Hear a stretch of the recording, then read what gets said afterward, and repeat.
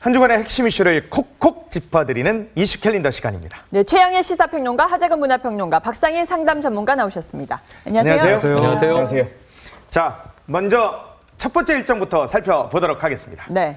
자, 어떤 일정들이 있을까요? 11월 28일 토요일, 민노총이 경찰청장 파면과 물대포 추방대회를 또 연다 그러네요. 이건 뭐 사전 집회인가요? 12월 5일? 이게 참 중간 집회죠. 중간 집회예요? 11월 14일 1차 민중총궐기대회, 12월 5일 2차 대회가 예고되어 있는 가운데 그 중간에 이제 징검다리로 집어넣은 것 같아요. 왜냐하면 이제 이 기간이 뜨게 되면 아무래도 좀 이 관심이나 열기가 사라질 수 있으니까 동력을 좀 살려놔야 되니까. 그런데 이제 좀 고민은 됩니다. 이게 뭐 이 지금 시위에서 공권력, 경찰이 대표하고 있죠. 예. 뭐 시위대에는 지금 53개 단체가 참여하지 않았어요. 예. 지금 맞선 상황에서 결국은 이제 경찰 쪽의 문제를 지적하는, 그러니까 물대포 추방 시민 대회 이런 이름.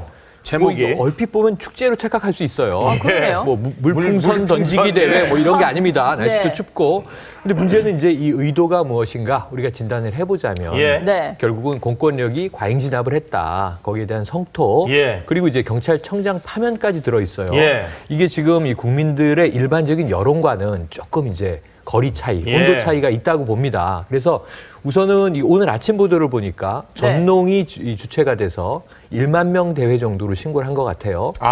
네. 그런데 이제 규모는 지금 소규모 집회라고 하지만 1만 명이 소규모가 아닙니다. 어마어마하죠. 14일 날 10만 명 가까운 인파가 모였고 이게 2008년 광우병 촛불 집회 이후 최다 규모였기 때문에 부각이 된 것이지 만 명도 많거든요. 그렇죠. 그래서 사실 이런 부분에 대해서는 지금 정부는 오늘 아침에 김현웅 법무부 장관도 당화를 냈습니다만 불법 폭력 시위는 엄단하겠다 이런 입장에서 또 이제 공권력의 문제를 적극 부각하려는 집회가 충돌할 게 명약 관화하거든요.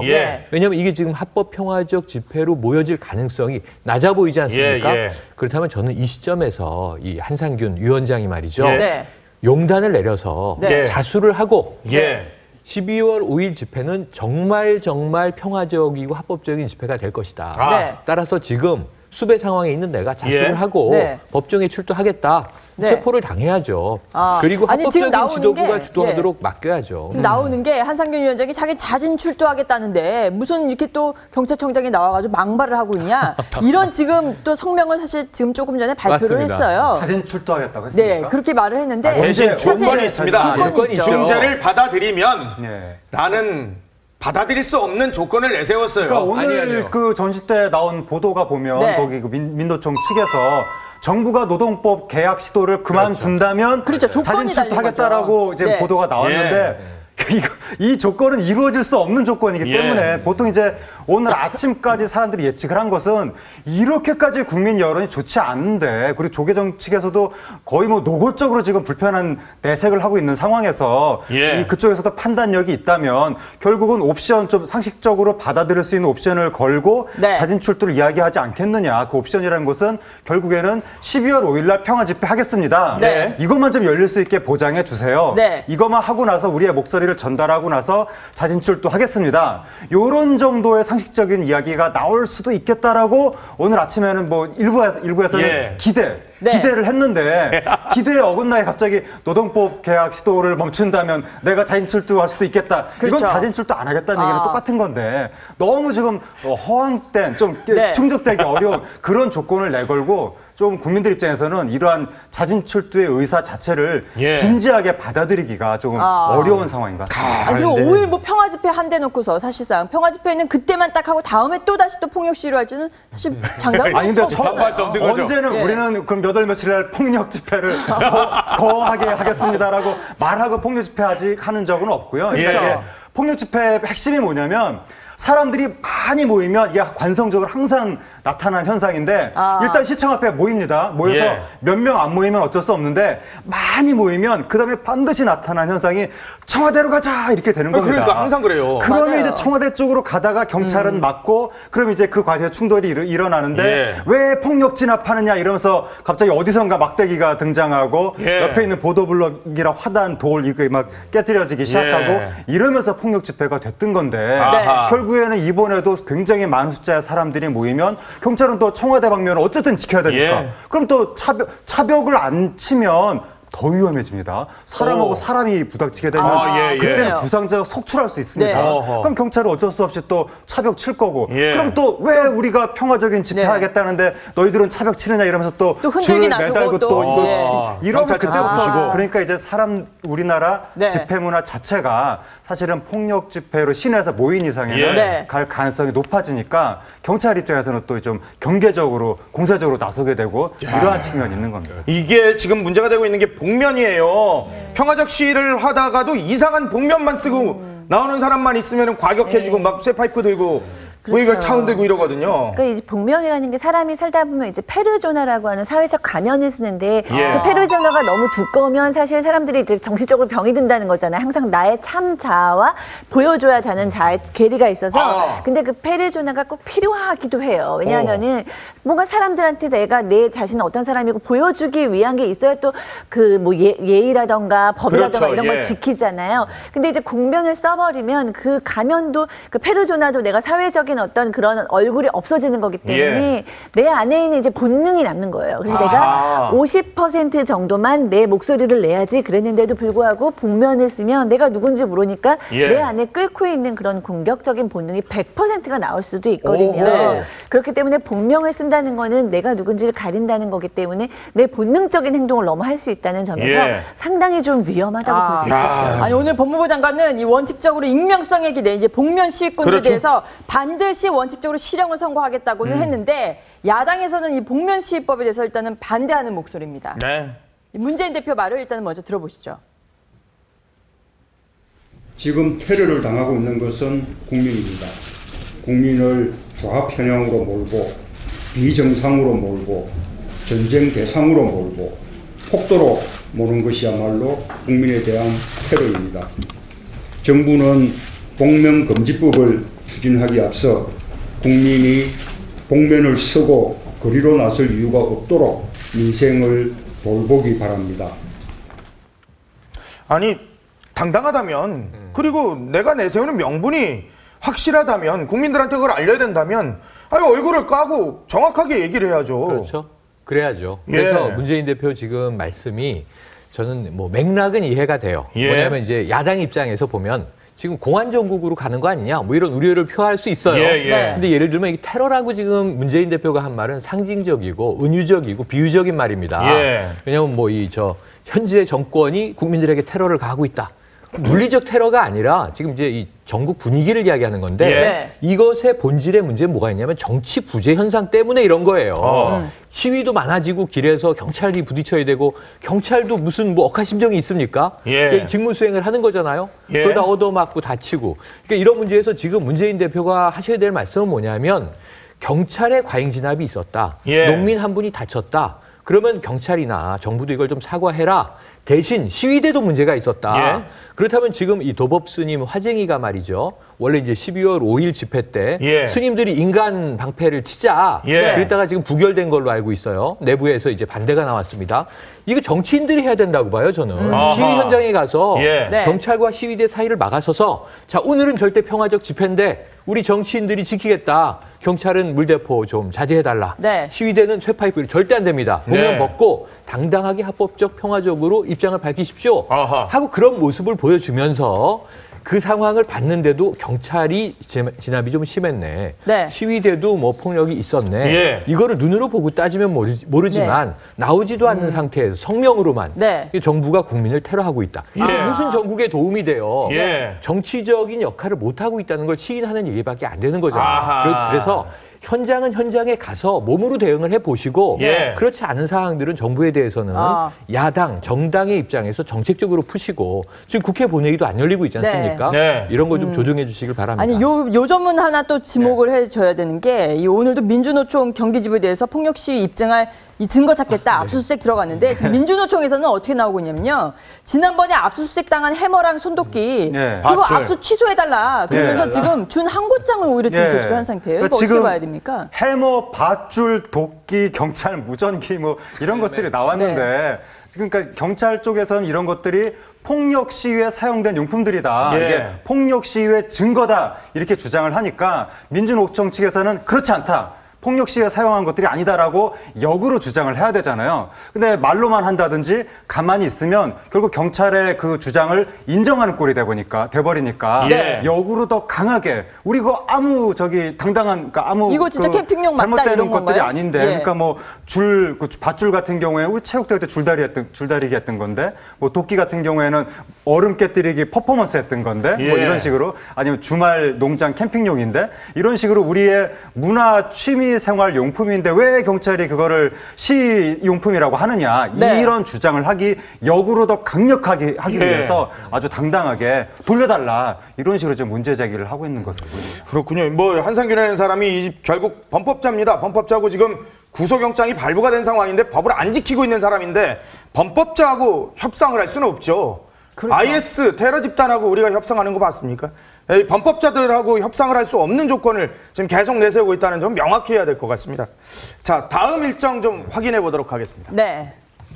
11월 29일 일요일, 고 유경수 여사 탄일 90주년이군요.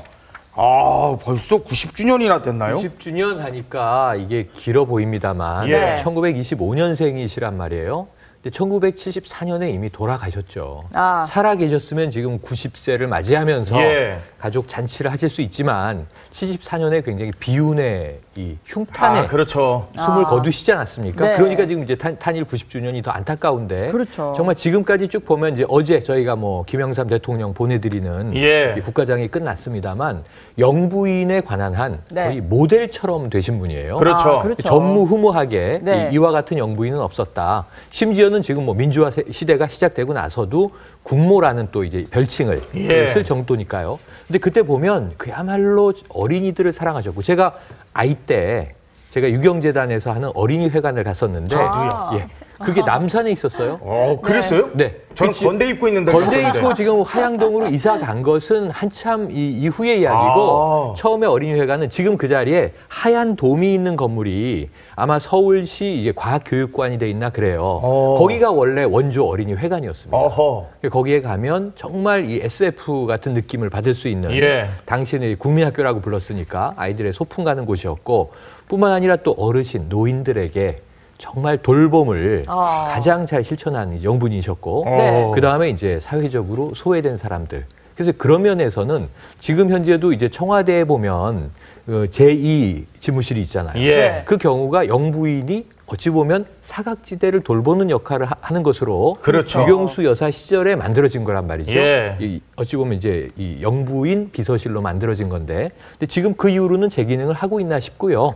지금 유경수 여사에 대한 그리움은 그래서 적어도 그 어떤 따뜻한 느낌을 경험한 분은 아직도 잊지 못하는 게 아닌가. 그래서 한 가지 조금 이제 단서를 단다면 박근혜 대통령 지금 건강 이상설도 나오고요.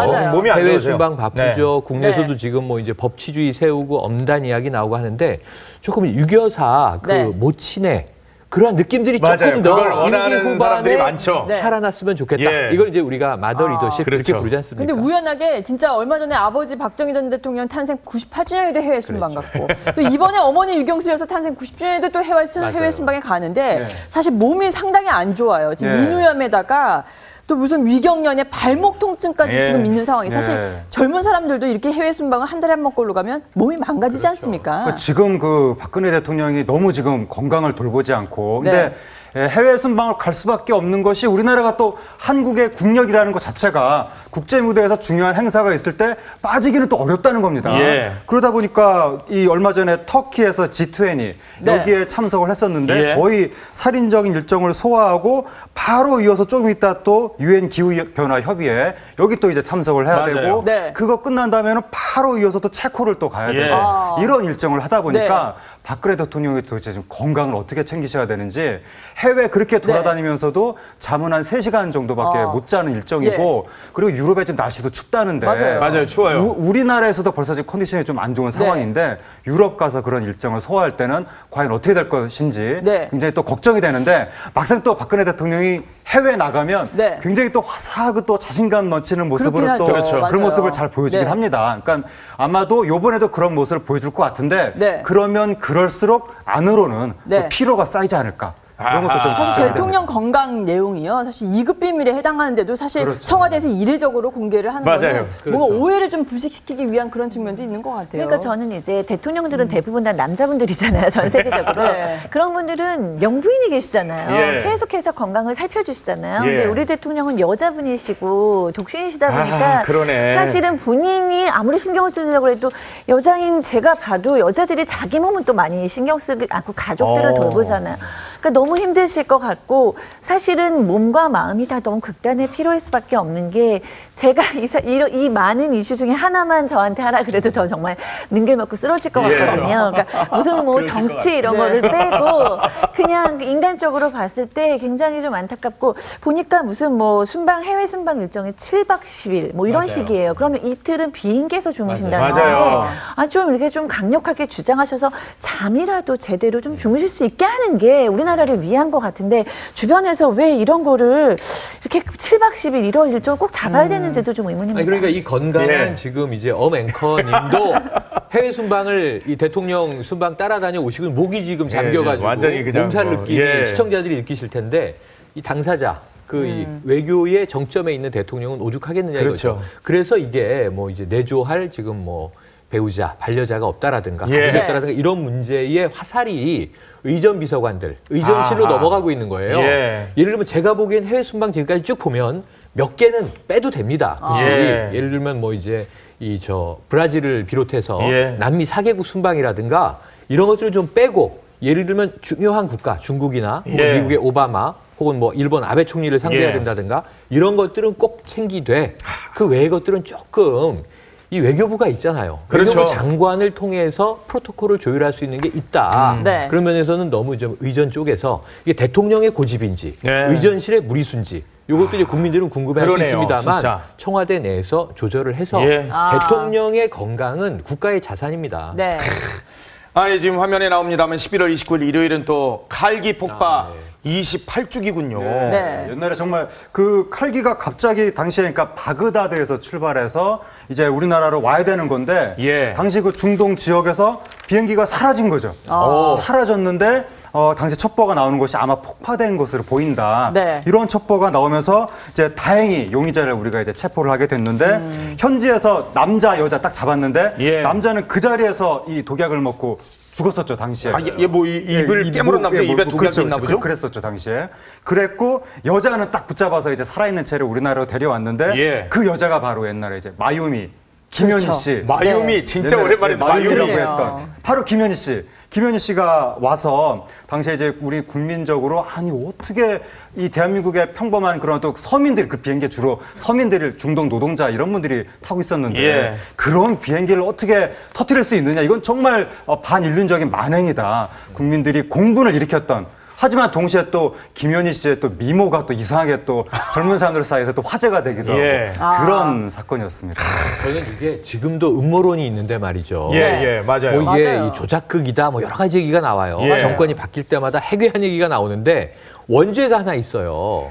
그러니까 김현희 씨가 뭐 아름다웠죠. 그 당시에 정말 아름다웠거든요. 지금 화면으로 나가고 있어요. 지금 입으로 마스크를 가려서 그렇지. 당시에 체포될 때는 이게 88 올림픽을 앞두고 벌어진 일 아닙니까? 그런데 또 이제 특이했던 게 뭐냐면 12월 3일에 체포돼서 15일에 국내로 들어왔는데 다음 날이 대선이었어요. 그러니까 또 뭐 북풍 얘기 나오고 정치 공작 아니냐 이런 소지가 있었는데 더 나쁜 건 이게 110여 명이 사망을 한 사건입니다. 전원 사망을. 그럼 테러범이잖아요. 지금 요즘에 우리나라 국민 정서로 보면 아무리 아름다운 여인인들 테러리스트고 100명 이상의 우리 국민을 살상한 자라면 사형입니다. 사형언도 받았어요. 근데 살다 보면 감형될 수는 있어요. 그 사람의 죄만 아니었다. 이 뭐 우리나라 정치 상황의 분단의 죄다. 감형되면 무기징역이에요. 그런데 문제는 뭐냐면 2년을 채 살까 말까 하고 90년에 특별 사면이 됩니다. 사면이? 60대 노태우 대통령이 특별 사면을 해서 한 2년 옥살이하고 풀려나요. 사형언도 받은 테러범이. 그리고 나서 뭐 이제 개인사는 중요하지 않습니다만 국정원 직원하고 결혼을 했어요. 그렇게 보니 다 국민들이 보기에는 뭐야. 100명 이상 살상을 한 테러범인데 이 북한의 공작원인데 사형언도 받고 사형수인데 왜 특별 사면이 됐지? 이유를 모르는 거예요. 왜 특별 사면을 해요? 예쁘면 사면해주나요? 예. 아니 뭐 국가기관의 직원과 결혼하면 사면해줘요? 그런 거 없잖아요. 예. 그러니까 그것에 대한 의구심이 아직까지 남아서 여러 가지 음모론이 재가공되고 있는 거예요. 그때 그렇구나. 잘못했어요. 예. 하지만 그거는 음모론에 불과하다는 거 일단 그렇죠. 명시적으로. 팩트는 팩트고. 예. 알겠습니다. 지금까지 최영일 시사평론가, 하재근 문화평론가, 박상희 상담 전문가와 함께했습니다. 감사합니다. 고맙습니다. 감사합니다.